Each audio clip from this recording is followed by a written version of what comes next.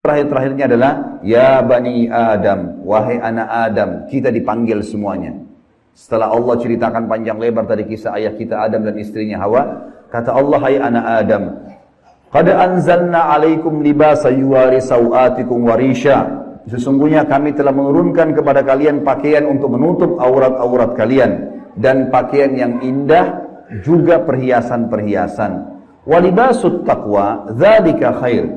Pakaian ketakwaan yang menutup aurat lebar, tidak membentuk aurat itu, tidak memperlihatkan bagian tubuh, adalah pakaian yang paling baik. Dzalika min ayatillahi la'allakum tadhakkarun.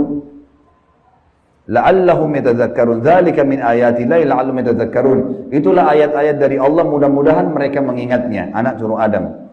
Wa ya bani Adam, wahai anak-anak Adam, ya bani Adam, la yaftinannakumus syaitan. Ini peringatan Allah kepada kita semua. Jangan sampai syaitan menipu kalian lagi. Kama akhraja abawaikum minal jannah. Sebagaimana dia telah berhasil mengeluarkan kedua orang tua kalian, Adam dan istrinya Hawa, dari surga. Yanzi'u anhuma libasahuma liyuriyahuma sawatihima. Yang akhirnya membuat baju keduanya terlepas.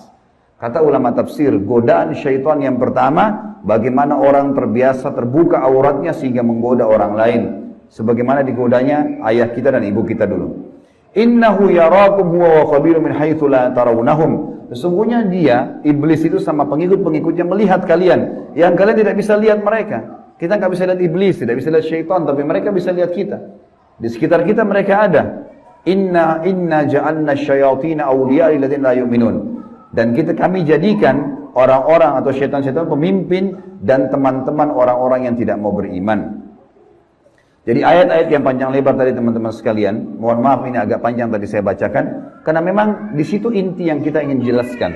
Kalau ayat kita manusia pertama pernah lihat malaikat, pernah lihat iblis, tahu iblis itu musuh, tapi pernah melakukan pelanggaran. Dan Adam alaihissalam pada saat itu taubat kepada Allah. Dan Allah sudah bongkar siapa itu syaitan, disuruh jadikan sebagai musuh. Tahu musuh teman-teman? Kalau saya lagi pegang pedang, syaitan lagi pegang pedang, musuh saya lagi pegang pedang di medan perang, saya harus berhati-hati menangkis serangan atau menyerang. Kalau saya diam, diserang tidak nangkis, saya akan dibunuh. Syaitan akan selalu berusaha, targetnya adalah menyesatkan, membunuh manusia. Kalau kita lepas misalnya daerah-daerah terbuka sedikit, dibelah sama dia nggak akan coret, dia akan tusuk, berusaha supaya kita mati. Orang dibuat-buat dosa. Begitu buat dosa, dibuat putus asa supaya bunuh dirilah dia. Sampai mati. Bagaimana syaitan bisa membunuh anak Adam itu? Memang sudah itu targetnya iblis. Dan iblis ini teman-teman sama dengan Adam. Sekarang kita ini semua anak cucunya Adam. Iblis punya anak cucu sebanyak ini. Kerjanya disesatkan oleh iblis supaya menyesatkan anak Adam. Selalu mereka lakukan itu teman-teman sekalian.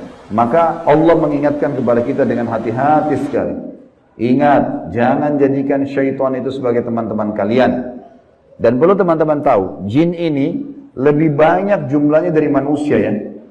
Lebih banyak. Iblis tadi yang kita sedang bahas, salah satu dari golongan jin. Jadi ada jin-jin yang lain. Allah ceritakan dalam surah jin, khusus. Surah nomor 72 bicara masalah itu. 18 ayat pertama, itu Allah menceritakan tentang masalah adanya jin-jin beriman. Jadi di alam jin ada jihad, ada dakwah.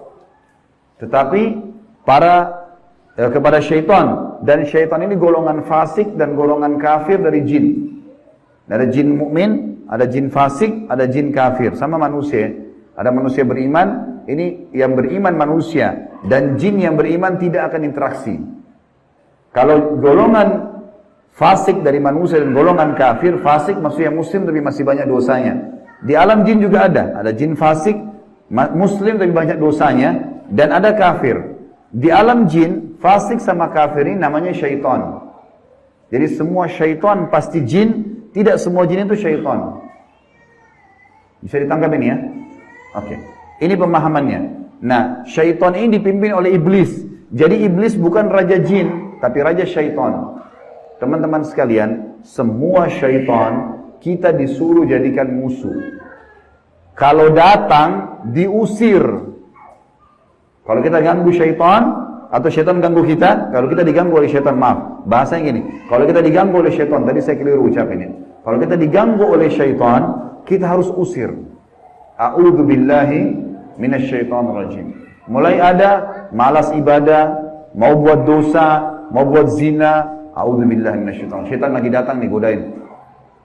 Saya berlindung kepada Allah dari syaitan yang rajim. Rajim itu dirajam, teman-teman. Jadi kalau bahasa Indonesia terjemahan terkutuk itu sebenarnya kurang tepat itu.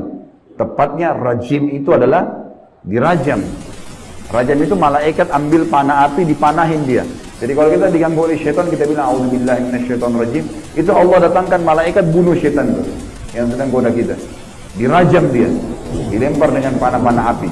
Seperti Allah bilang dalam surah Al-Mulk, wa ja'alnaha rujuman lisyayatin.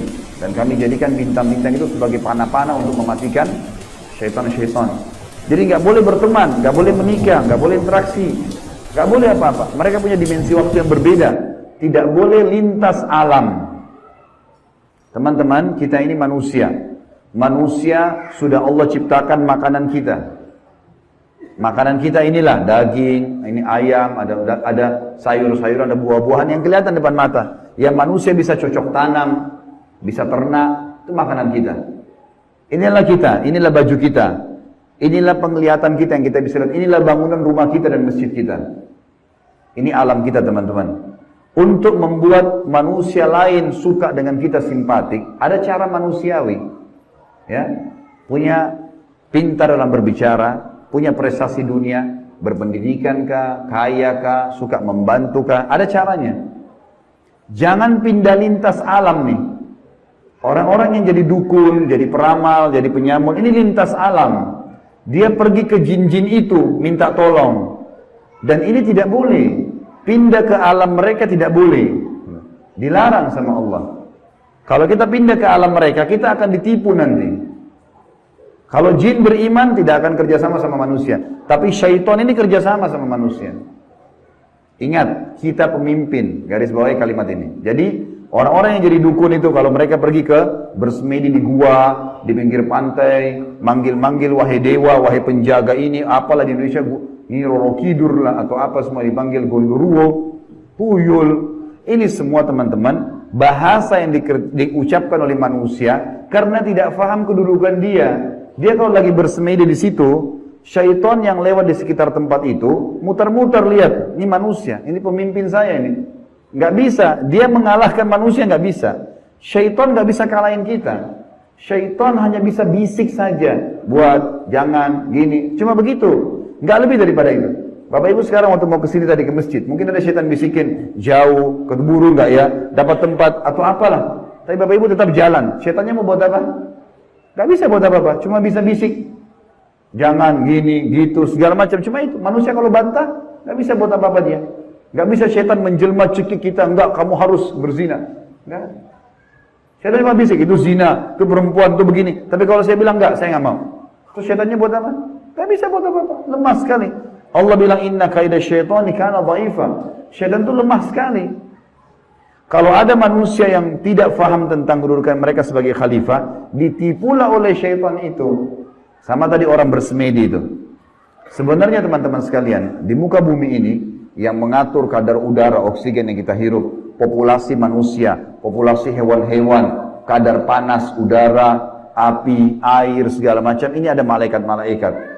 Teman-teman kalau mau baca surah Al-Ma'arij dan surah Al-Buruj, surah nomor 77 dan surah nomor 79. Di situ disebutkan panjang lebar tentang tugas-tugas malaikat. Jadi yang urus lautan, urus gunung, urus tumbuh-tumbuhan, semua ini malaikat, makhluknya Allah. Rukun iman kita yang kedua, kita harus yakin mereka ada. Nah, kalau ada manusia datang ke gua-gua ini, minta-minta, panggil syaitan, panggil dewa, panggil penjaga gua atau apa saja, syaitan di sekitar situ tadinya takut sama manusia ini. Makanya orang kalau bersemedi nggak pernah kurang dari 3 hari, 1 minggu, ada yang 1 bulan, ada yang bertahun-tahun bersemedi. Baru syaitannya keluarin suara tuh.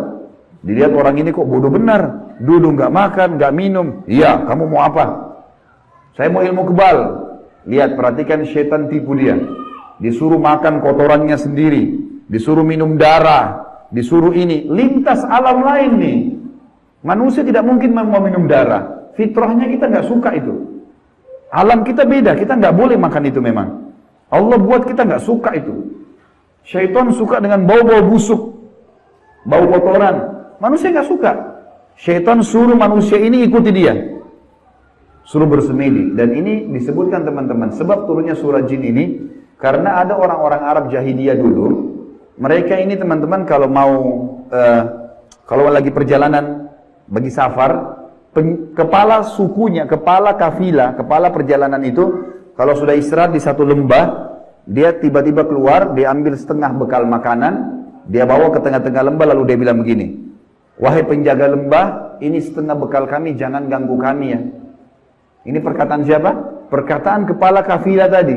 Maka Allah bongkar dalam Al-Quran, dalam surah Jin, Allah katakan 18 ayat pertama diantaranya, fazaduhum rahaqa. Maka setan-setan di sekitar lembah itu, semuanya makin mengerjai mereka.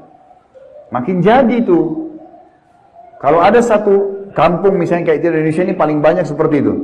Ada satu kampung lewat jembatan, tersebar berita, itu di jembatan kalau malam hari ada nenek-nenek tuh.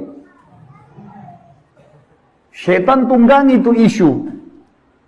Kalau ada orang takut, makin jadi, makin kelihatan. Yang lihat hanya orang yang takut saja. Orang yang tidak takut tidak bakal lihat. Tidak bakal kelihatan. Tentu teman-teman sekalian, kita ini sampai azan Isya, sholat Isya dulu baru kemudian kita lanjutkan materinya. Teman-teman sekalian, kalau ada satu rumah, orang bunuh diri di situ. Orang bunuh diri. Kalau kita lewat, pagarnya rumah orang itu 10 meter. Kita lewat 1 meter pertama, 2 meter pertama, semua syaitan di sekitar rumah itu bisikin kita. Itu yang bunuh diri perempuan, rambutnya panjang, matanya belalak, keluar darah dari hidungnya. Terus, sebelum antum ini, anda ini ngelewatan 10 meter pagar itu. Dia takut-takutin. Kalau kita takut di 5 meter misalnya, balik ke sana kita lihat benar tuh. Perempuan yang gantung diri itu kita lihat. Padahal sebenarnya tidak ada. Itu permainan syaitan di sekitar rumah itu. Ini saya bongkar kedoknya biar bapak ibu tahu. Jadi syaitan kalau di sini marah sama saya, biarin aja dia marah. Karena emang dia begitu kerjain manusia. Dia kerjain manusia. Kalau ada teman kita jalan tanya, kamu takut gak? Kamu lihat gak? Dia bilang enggak, karena dia tidak takut. Kalau dia takut, dia bayangkan nenek-nenek misalnya. Dia lihat nenek-nenek di sana. Jadi orang makin benar, makin tahu tauhid ini, makin tahu kisah awal Nabi Adam, musuh kita syaitan, Allah bilang syaitan itu lemah, tidak bisa buat apa-apa. Ini semua teman-teman sekalian akan membuat seseorang di antara kita jadi kokoh. Jadi tidak mudah tergoda oleh syaitan. Dan ini makna daripada hadis Nabi SAW. Hai Ibnu Khattab, Umar bin Khattab, kalau kau lewat di sebuah lembah, syaitan tahu kau lewat di lembah itu, dia cari lembah lain. Padahal Umar nggak pernah lihat syaitan itu.